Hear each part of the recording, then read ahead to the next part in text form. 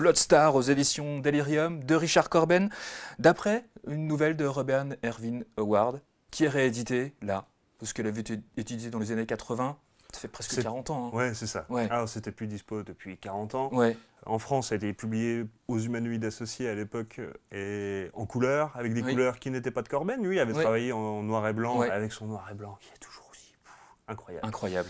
Et donc là, c'est la première publication en français d'après les scans des planches originales qui ont été malencontreusement gardées par l'éditeur de l'époque, qui n'était pas très élégant de sa part, mais pour le coup, 40 ans après, on peut profiter pleinement d'un chef-d'œuvre de Corben. Parce que là, on est au paroxysme de son trait, de son modelé, avec un noir et blanc franchement saisissant.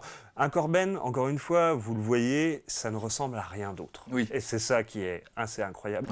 Bloodstar, c'est un récit de fantasy.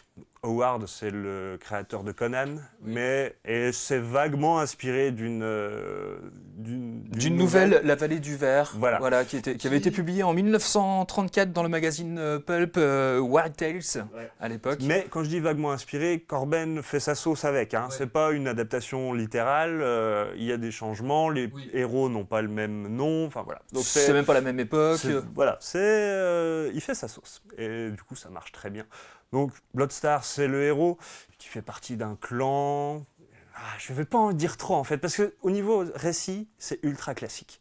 Mais ce qui fait toute la force du bouquin, c'est le dessin exceptionnel de Corben. Voilà. Et ça, à part le voir et prendre le choc esthétique que procure Corben, il n'y a rien qui pourra vous décider à part voir le bouquin et faire waouh. Ah bah c'est très Corben, avec une dose d'érotisme à la Corben, un petit peu, à peine, mais du gros muscle aussi, un petit peu à la Corben. C'est le guerrier courageux, on est vraiment dans ce dessin-là.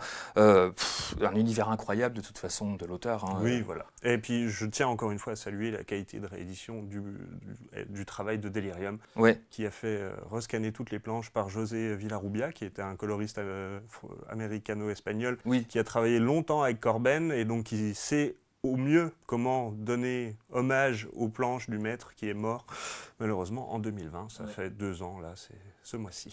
Un des meilleurs Corben, quand même, presque quasiment le meilleur, qui est réédité aux éditions Delirium.